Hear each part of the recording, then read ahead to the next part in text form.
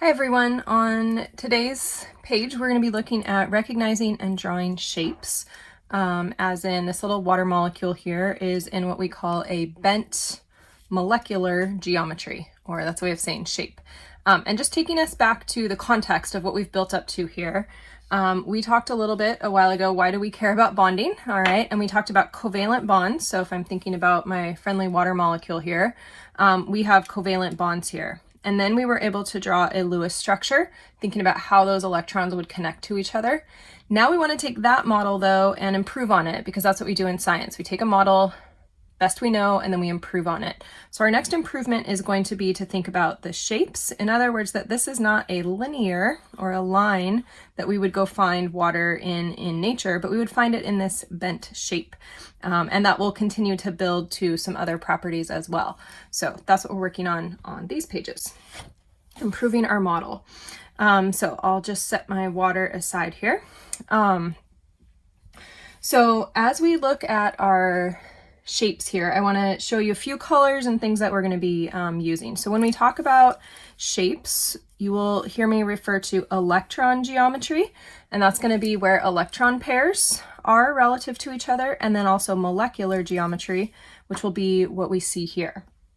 A couple of colors that you'll see me use when we talk about our electrons, we'll be using green. And with those electrons, those are going to show up in this acronym here, electron pairs, and also when we talk about like charges repelling each other. So the model that we're going to be working on here, we use the acronym VSEPR, or VSEPR, and that stands for valence shell, that's that outer shell of electrons, electron pair, and that's going to be these electron pairs here. Repulsion. Repulsion is you want to get away from each other. And so I'll be drawing these clouds of electrons, big green bubbles, okay, that we show as lines or maybe with dots. Remember, each dot stands for an electron, but these are negative. And when you have like charges, they want to get far away from each other. They're repelling each other, get out of here. And so that ends up leading to some of the shapes that we see. I will be using some little models that look like this to show the behind the scenes of what the electron groups are doing. And they don't just take up little dots in space, they take up more space. That's what this model is showing us a bit. So these will be our electron pairs repelling or trying to get away from each other. So we're going to look at 3 different electron geometries and then build from those electron geometries to figure out some molecular geometries. Our first step in being able to do that is to have good Lewis structures. So you want to have that good foundation. Second step is going to be that when we look at these geometries, we can only define the geometry around a single atom or the center atom. And so on each of these molecules, we're going to identify that center atom, and we'll be talking about the shape around the center. Okay. So if I have 2 electron groups, so this would be one group, 2 groups around that center atom, those groups want to get as far from each other as possible. And so I would end up with them far away from each other here. I could indicate that I have 2 electron groups. And then the name of this electron geometry is linear.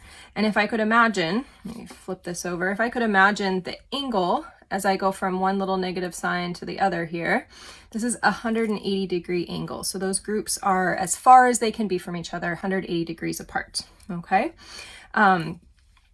Now, if I think about the number of unbonded electron pairs on the center, so I'm going to look at this center atom, right? And I don't see any little pairs of electrons on it. So I would say I have none of those. That means there's nothing else trying to take up space on that center atom. And so when I go to draw the molecular geometry, it's going to look something like this. And so this is the behind the scenes where the electron groups are.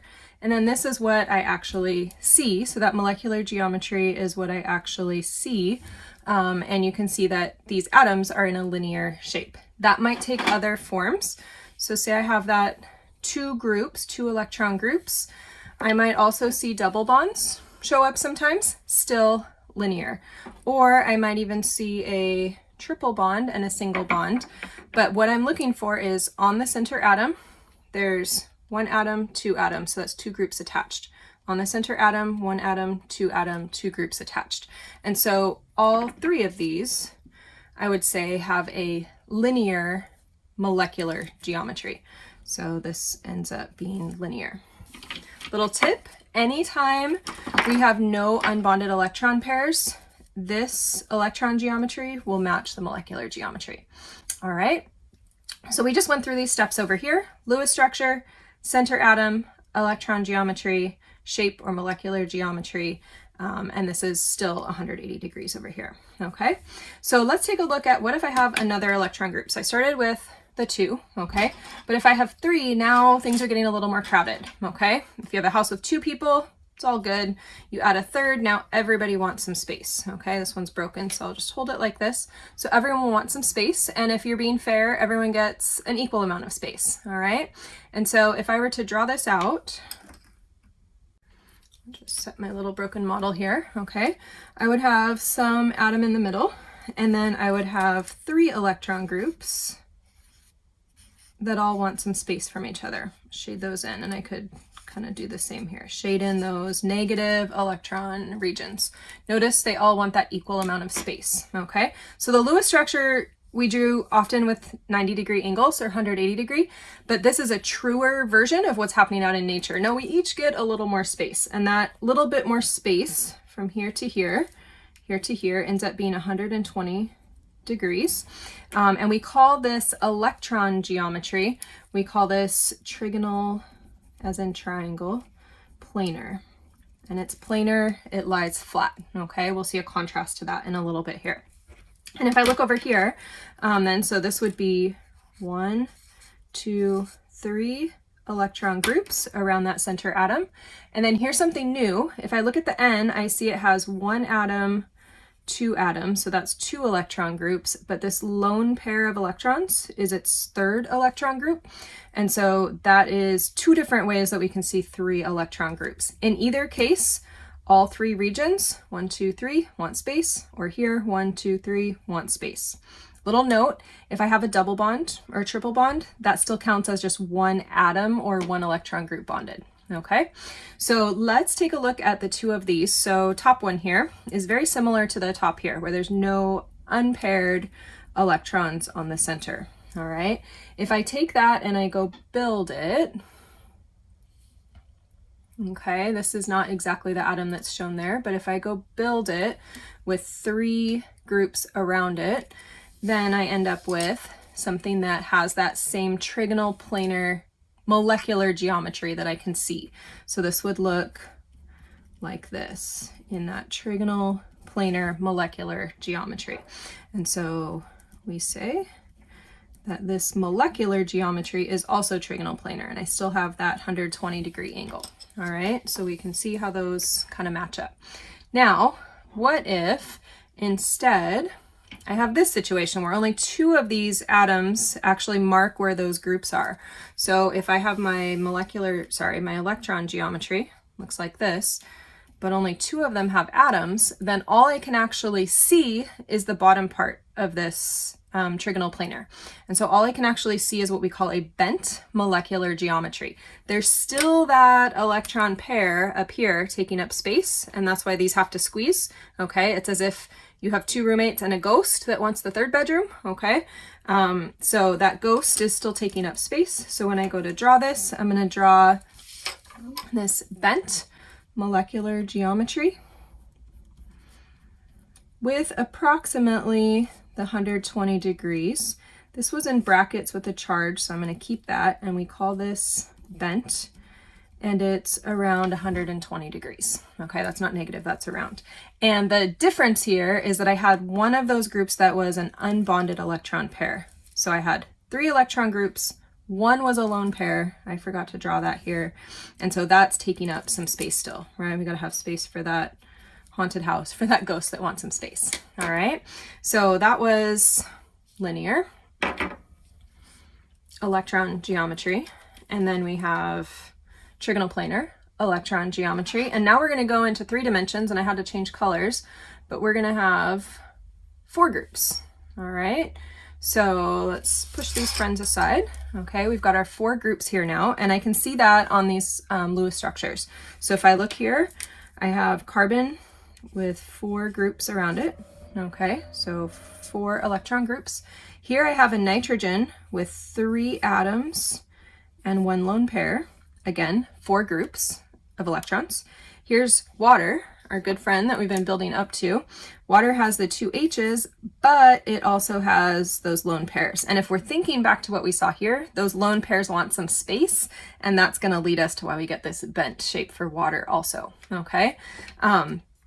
So if I were to draw this out, a little bit harder to draw out, but I could draw a group sticking up, and then it's like a little pyramid at the bottom, okay? So I have those 4 groups. And the bond angle, if I'm looking at these groups here, this bond angle is going to be 109.5 degrees. All right, we call this tetra, as in 4, tetrahedral, and the bond angle is 109.5 degrees. So this is the electron geometry, and you can see tetrahedron, it's got like the top and then a little pyramid at the bottom, and so it would have 4 sides if I could see this as a geometry shape, and that's that 4, that tetra, okay? So now I have 3 different scenarios of what I can do with this little tetrahedral shape, okay? If every single one of those groups has an atom on it, then I get something that looks like this. This is methane, natural gas, comes out of our stoves, okay? And so this is going to be the same tetrahedral shape that I have here. So we always draw this the same way in science, chemistry around the world. All right, I'm going to draw that carbon. I'm going to draw an H going straight up and an H coming down kind of at an angle to the left here. Then I'm going to notice that this H is going back. I'm going to use a little dash down and back. And this H is clearly popping out at us, right, as I scribble on it. So this one's popping out. And so we use what we call a dash if it's going back into the page, little horizontal lines. And then we use a wedge to say, hey, this is popping out at us, okay? This is, notice, no lone pairs on that carbon. So if the electron geometry is tetrahedral, the molecular geometry matches, tetrahedral. And again, it's going to be 109.5 degrees, all right? Now, if I have my next atom, or molecule, next molecule has 3 atoms, 1 lone pair, okay?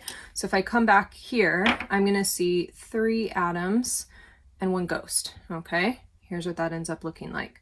3 atoms, and then it would be as if that ghost, right, was up on top here, squeezing for some space, okay? It's very similar to the one I just saw, except it's just kind of missing the top, okay? So we have that 1 unbonded pair, and it's going to be the same exact picture, a wedge and a dash to say, hey, this is kind of in a pyramid, and then there's that lone pair, that ghost that wants some space, okay? And so this ends up being called trigonal. I'll put it back here. You can see it's still in a triangle, right? Trigonal, but it's upright a bit. It's a bit of a pyramid, and so we call this trigonal pyramidal. And that bond angle will be around 109.5 degrees, okay? Let's just take a quick revisit. When I had 4 electron groups, this is what I get, because I've got that lone pair of electrons squeezing things down, okay? Up above here, trigonal planar, remember, looked a little bit different. So here's trigonal pyramidal, here's trigonal planar, where we had 120 degrees, a little bit more space, and this lies flat. So this is not a pyramid, right? You can see that it's perfectly flat. So you want to be able to tell the difference between those two. All right, last one, water. We finally have arrived, all right? If I come back to my 4 electron groups, the difference here with water is now I have 2 unbonded pairs of electrons. And so it's like this, but notice water just lies flat, okay? So I'm gonna keep my drawing very simple and just draw the straight lines, because those mean we're flat in the plane of the page, and my 2 lone pairs. So now we understand why water has this bent shape, because it's generously leaving some space for a couple of ghosts that also want some space. Those electron pairs also want space. And so this gives me what we call a bent molecular geometry, 109.5 degrees approximately. Actually, it's a little bit smaller for water, okay? And so again, let's take a look at the 2 different bents that we had. So we have bent if it's based on tetrahedral, and then we also had bent that was based on trigonal planar. And I can see that the difference is that the angle here is 120 degrees, a little bit more space because we only have one of those lone pairs. And here with the bent, the angle is a little bit smaller because I have to make space for the two lone pairs. All right, so that takes us through all of our electron geometries and molecular geometries. Always start with the right Lewis structure, find that center atom, count those electron groups, and then you know what that bond angle in electron geometry is. And then you want to think about, okay, how many of those electron groups can I actually see? And then the things I drew in blue, those are going to end up being what we actually see, and those are our molecular geometries. So lots of practice, but there are only a limited number of these to know, so you're going to do great.